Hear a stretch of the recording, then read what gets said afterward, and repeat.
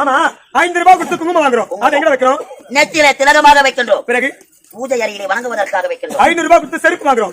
அந்த செருப்பு எங்க விடுறோம்? வாயற்படிக்கு வெளியே விடுகிறோம். அப்படி செருப்புக்கு சமம் செருப்பு செருப்பு பாத்து வெளியே விடுறோம்.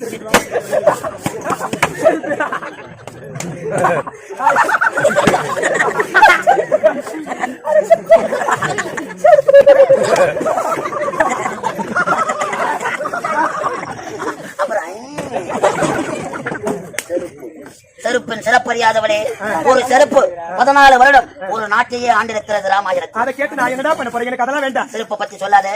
வேண்டாம்.